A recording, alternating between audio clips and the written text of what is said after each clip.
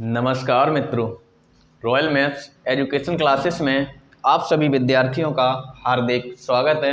मैं राजीव कुमार आपके लिए लेके आया हूँ हिंदी व्याकरण। हिंदी व्याकरण आप लोगों को समझ में आ रही होगी। हमें उम्मीद है कि आप लोगों को अच्छी तरह से भली प्रकार से ये हिंदी व्याकरण समझ में आ रही होगी। तो इसमें संधि शुरू हुई थी। संधि और जो स्वर संधि है उसके 5 प्रकार बताए थे। पांचों प्रकार बहुत डिटेल से बता दिए थे, एग्जाम्पल सहित, उदाहरण सहित बता दिए थे। अब लोगों को बहुत अच्छी तरीके से समझ में आ रहे होंगे। आज देखेंगे संधि का दूसरा भाग यानी व्यंजन संधि। स्वर संधि पूरी खत्म हो चुकी है, आज देखेंगे व्यंजन संधि। तो जुड़े रहें इस चैनल से, लाइक कर दें, चैनल को शेयर कर दें और अपने मित्रों से बोलें कि इस चैनल को सब्सक्राइब भी कर दें। चलिए देखते हैं संधि नंबर सेकंड, व्यंजन संधि। व्यंजन संधि, अगर स्वर संधि को आप लोगों को देखना है, जिस मेरे प्रिय मित्र ने अभी तक स्वर संधि के ये वीडियो नहीं देखे हैं, तो इस वीडियो के डिस्क्रिप्शन बॉक्स में उन सभी संधियों के जो लिंक हैं वो मिल जाएंगे। आप लोग वहां से उन वीडियो को देख सकते हैं। जैसे लिखा हुआ है व्यंजन संधि। व्यंजन संधि किसे कहते हैं, व्यंजन संधि होती क्या है, तो व्यंजन संधि के बारे में देखेंगे कि पहले शब्द का अंतिम वर्ण अगर स्वर है और दूसरे शब्द का पहला वर्ण अगर व्यंजन है, पहले शब्द का अंतिम वर्ण अगर स्वर है और दूसरे शब्द का प्रथम वर्ण अगर व्यंजन है, या कह लें पहले शब्द का अंतिम वर्ण अगर व्यंजन है और दूसरे शब्द का प्रथम वर्ण अगर स्वर है, पहले शब्द का अंतिम वर्ण अगर व्यंजन है, दूसरे शब्द का प्रथम वर्ण अगर स्वर है, या कह लें पहले शब्द का अंतिम वर्ण अगर व्यंजन है और दूसरे शब्द का प्रथम वर्ण अगर व्यंजन है, तो इन कंडीशनों में जो संधि बनती है उसे कहते हैं व्यंजन संधि। पहले शब्द का अंतिम वर्ण अगर स्वर है और दूसरे शब्द का प्रथम वर्ण अगर व्यंजन है तो व्यंजन संधि होगी। या कह लें पहले शब्द का अंतिम वर्ण अगर व्यंजन है, दूसरे शब्द का प्रथम वर्ण अगर स्वर है तो व्यंजन संधि होगी। या कह लें पहले शब्द का अंतिम वर्ण अगर व्यंजन है, दूसरे शब्द का प्रथम वर्ण अगर व्यंजन है, तो मित्रों ये होती है व्यंजन संधि। इसकी परिभाषा लिखना चाहो तो परिभाषा लिख सकते हैं।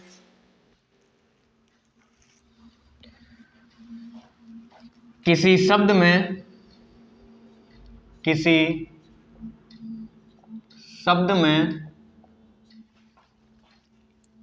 व्यंजन वर्ण के बाद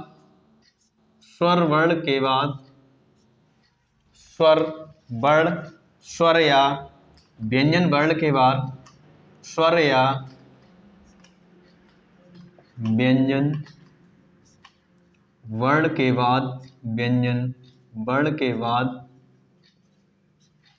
व्यंजन वर्ण के बाद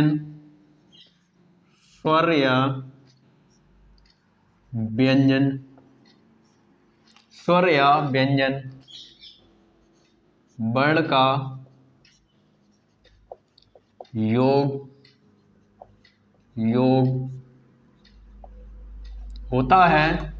योग होता है तो उसे व्यंजन संधि कहते हैं। किसी शब्द में स्वर या व्यंजन वर्ण के बाद स्वर या व्यंजन वर्ण के बाद स्वर या व्यंजन वर्ण के बाद स्वर या व्यंजन वर्ण स्वर या व्यंजन वर्ण स्वर या व्यंजन वर्ण का योग होता है तो इसे कहते हैं व्यंजन संधि। इसे कहते हैं व्यंजन संधि। अब व्यंजन संधि के कई नियम हैं, तो आज मैं आपके सामने पहला नियम प्रस्तुत कर रहा हूं। व्यंजन संधि का पहला नियम, व्यंजन संधि का पहला नियम, नियम नंबर 1। ये नियम क्या कहता है? ये नियम क्या कहता है? ये नियम क्या कहता है कि ये नियम क्या कहता है?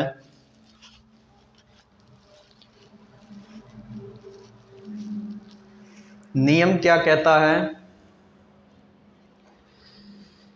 किसी वर्ग का प्रथम वर्ग, किसी वर्ग का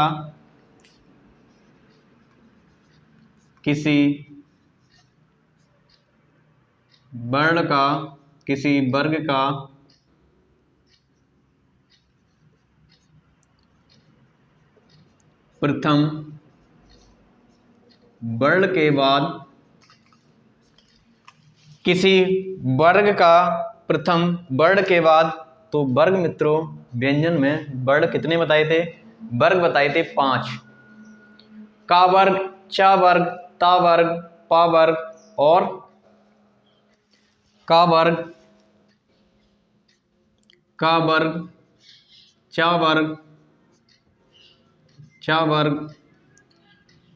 टा वर्ग, ता वर्ग और पा वर्ग। ये 5 वर्ग बताए थे। तो किसी वर्ग का प्रथम वर्ण के बाद अगर अघोष वर्ण आता है, किसी वर्ग का प्रथम वर्ण के बाद यदि सघोष वर्ण आता है, तो वह व्यंजन संधि होती है। तो वह व्यंजन संधि होती है। और जो वर्ण होता है वह अपने ही वर्ग के तीसरे वर्ण में परिवर्तित हो जाएगा। वह अपने ही वर्ग के तीसरे वर्ण में परिवर्तित हो जाएगा। जैसे परिभाषा लिखें, किसी वर्ग का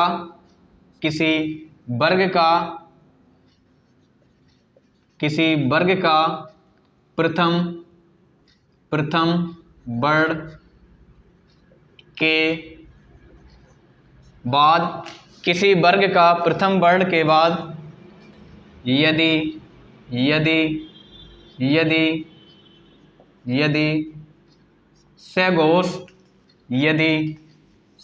सघोष वर्ण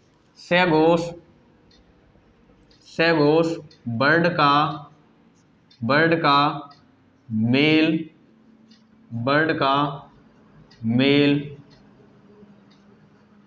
होता है, किसी वर्ग का प्रथम वर्ण के बाद यदि सघोष वर्ण का मेल होता है, तो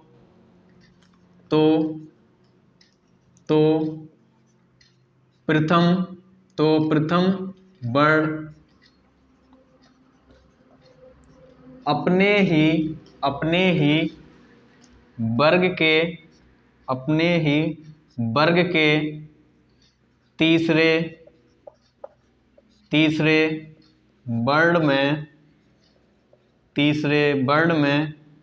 वर्ण में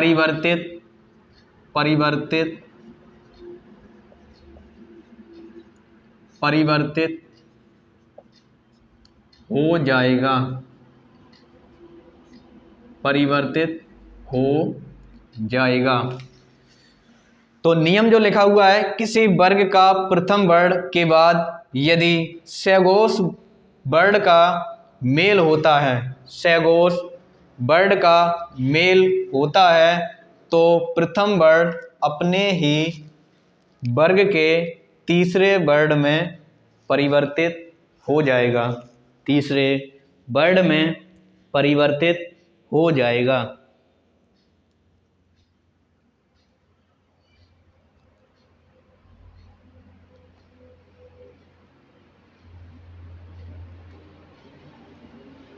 तीसरे वर्ड में परिवर्तित हो जाएगा। अब जो सैगोस वर्ड होते हैं, पहले आप लोग नोट कर लें, इतनी बात आप लोग नोट कर लें।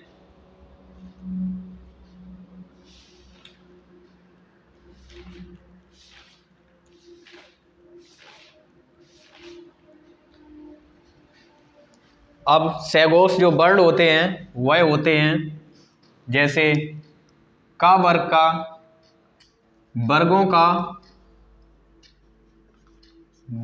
का,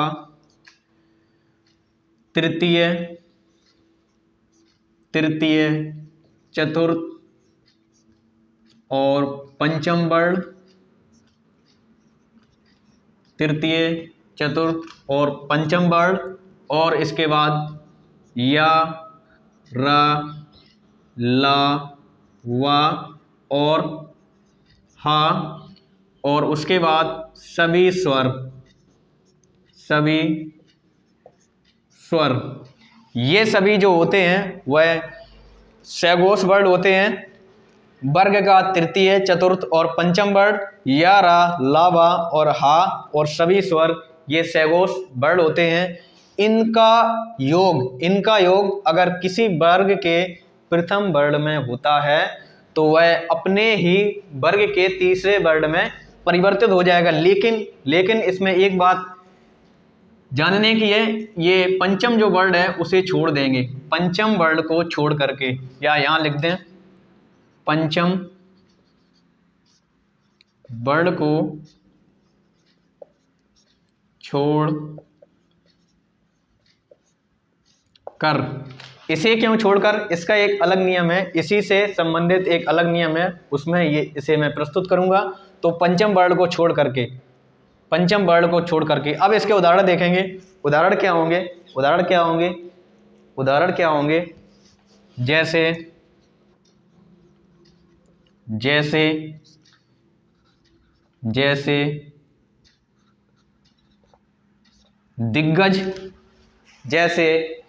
दिग्गज, दिगंत,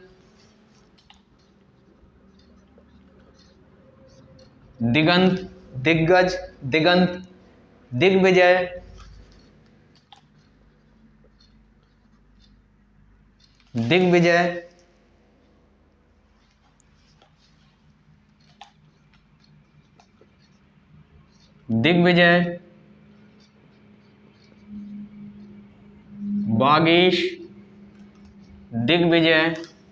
बागीश, अजंत,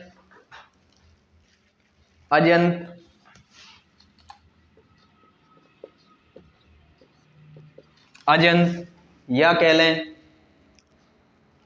उद्योग,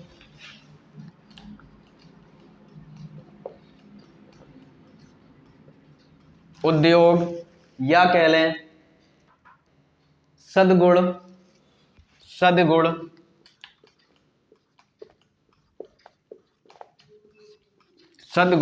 इस प्रकार के जो कि उदाहरण हैं, इनसे इस नियम को स्पष्ट करूंगा कि आखिर में नियम है क्या।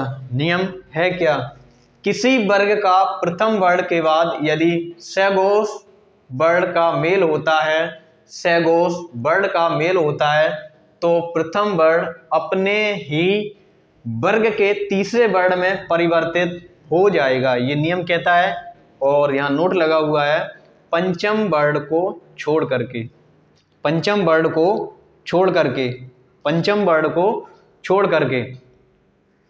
इस प्रकार के ये उदाहरण लिखे हुए हैं। इनका अब संधि विच्छेद करेंगे हम। इनका अब संधि विच्छेद करेंगे हम।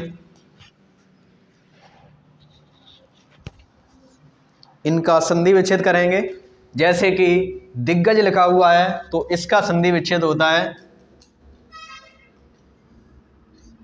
दिक प्लस गज,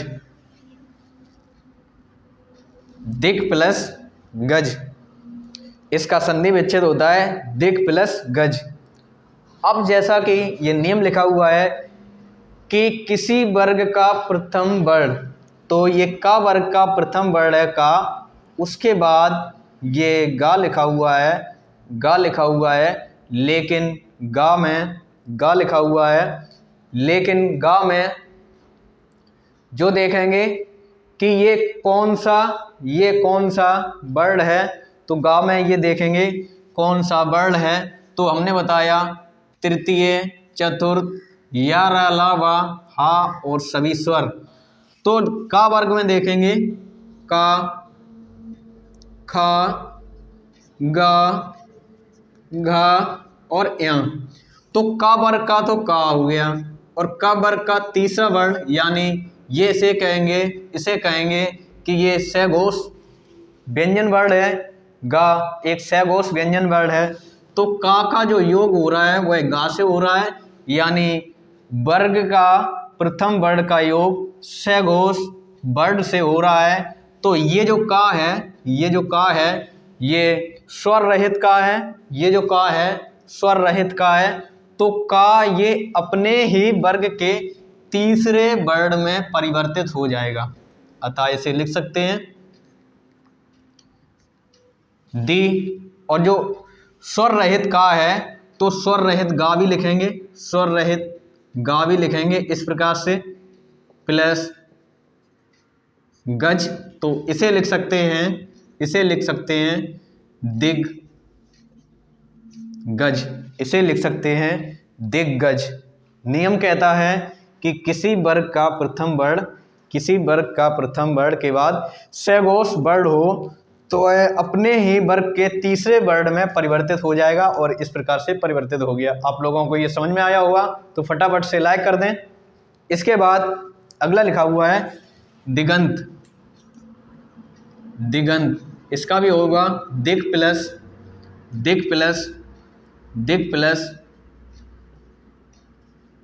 अंत, दिग प्लस अंत, दिगंत का होगा दिग प्लस अंत।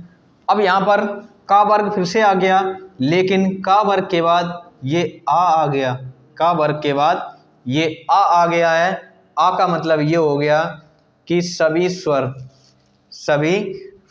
ये आ गया है, सभी स्वर। अब यहाँ पर अंग लगा हुआ है, अंग लगा हुआ है, तो अंग का मतलब है ये छोटे आ पर ये अंग लगा हुआ है, तो ये स्वर है। और का वर्ग के बाद, का के बाद ये स्वर आया है, यानी सघोष वर्ण है, तो ये अपने ही स्थान यानी अपने ही वर्ग के तीसरे वर्ण में परिवर्तित हो जाएगा। अब देखेंगे दिग्विजय। दिग्विजय का संधि विच्छेद होता है दिग प्लस विजय, दिग प्लस विजय, दिग प्लस विजय।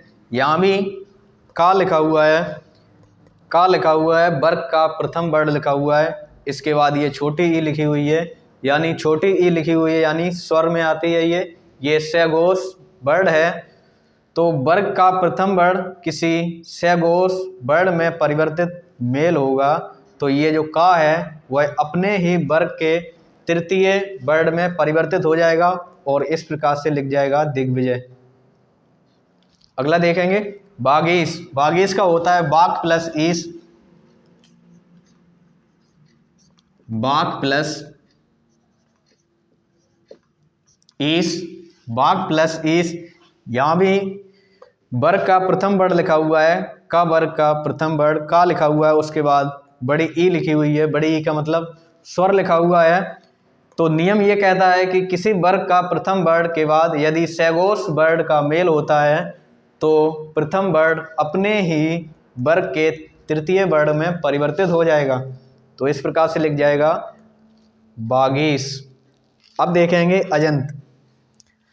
अजंत का जो संधि विच्छेद होता है अच प्लस अंत, अच प्लस अंत। अजंत का संधि विच्छेद होगा अच प्लस अंत, अच प्लस अंत। अब यहाँ पर देखेंगे ये तो का के उदाहरण थे सभी, अब देखेंगे च वर्ग का उदाहरण आ गया, च वर्ग का आ गया उदाहरण, च, छ, ज, झ, य। चा वर्ग, ये चा वर्ग के वर्ण लिखे हुए हैं, तो चा वर्ग जो लिखा हुआ है वर्ग का प्रथम वर्ण, उसके बाद आ गया है, जैसे यहाँ आ आया था, यानी स्वर फिर से आ गया है।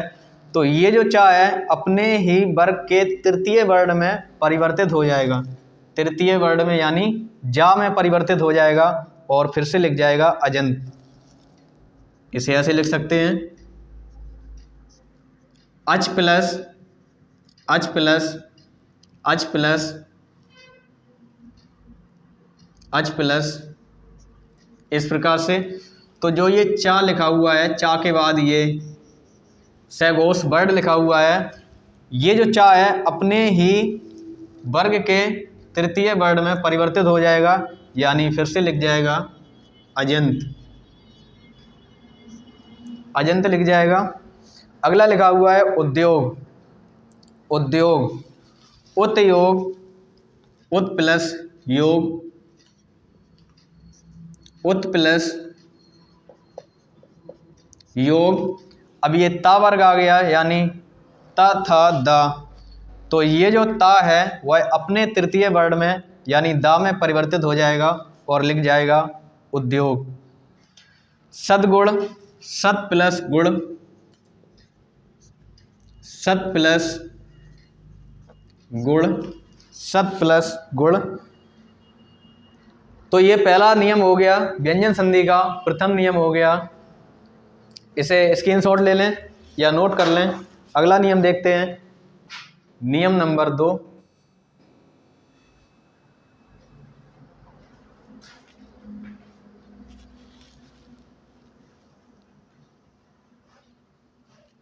नियम नंबर 2,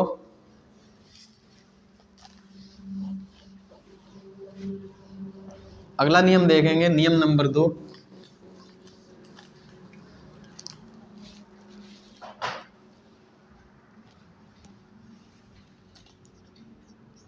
जैसा नियम नंबर 1 था उसी प्रकार से नियम नंबर 2 है, बस अंतर केवल इतना है कि जो पांचवा वर्ण यानी वर्ग का पंचम वर्ण इसमें छुड़वा दिया था, अब ये पंचम वर्ण इसमें योग करेंगे, यानी इसके लिख सकते हैं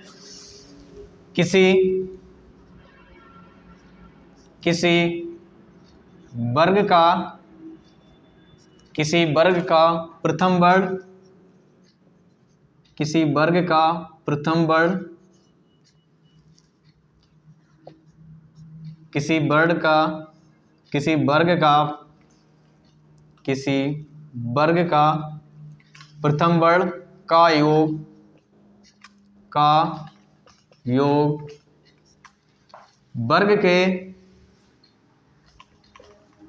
वर्ग के, वर्ग के पंचम, पंचम वर्ण से होता है, होता है, तो प्रथम वर्ण, प्रथम वर्ण अपने ही, अपने ही वर्ग के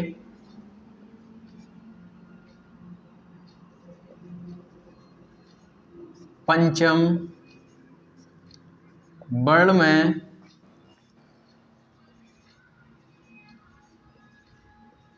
परिवर्तित हो जाएगा।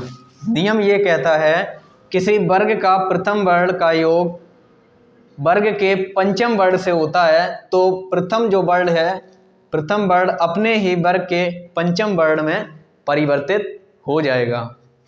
इसके जो उदाहरण हैं, इसके जो उदाहरण हैं, वाङ्मय,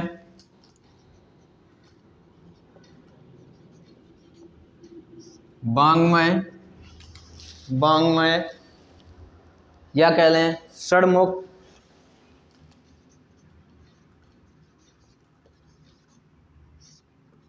षडमुख या कह लें उन्मय,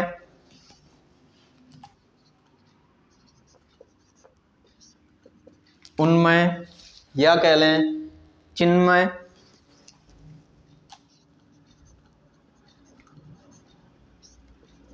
चिन्मय या कह लें जगन्नाथ,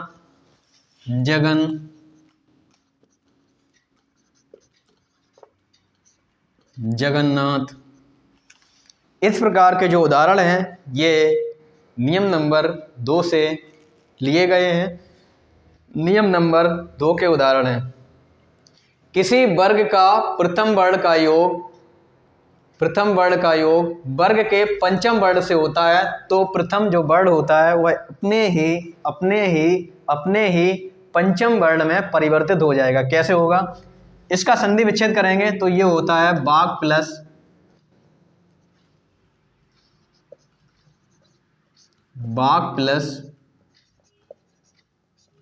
मैं, बाघ प्लस मैं। यहां पर जो पहला शब्द है वह बाघ है और जो दूसरा शब्द है वह मैं है। तो संधि क्या कहती है कि शब्द का अंतिम वर्ण यानी का है, शब्द का अंतिम वर्ण यानी का है, शब्द का दूसरे शब्द का प्रथम वर्ण यानी माँ है, का और माँ का योग हो रहा है तो जो का है वह अपने ही वर्ग के पंचम वर्ण में परिवर्तित हो जाएगा। जैसे का प्लस खा, गा, घा और यहाँ जो का योग है वो पंचम वर्ण यानी माँ में हो रहा है, पंचम वर्ण माँ है, माँ में हो रहा है तो जो का है ये अपने ही पंचम वर्ण में परिवर्तित हो जाएगा। तो इसे लिख देंगे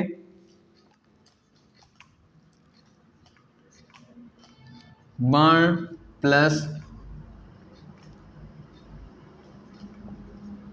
मैं या कह सकते हैं वांग्मय। इस प्रकार से लिख देंगे वांग्मय। अगला लिखा हुआ है षण्मुख, तो इसका संधि विच्छेद होगा षट प्लस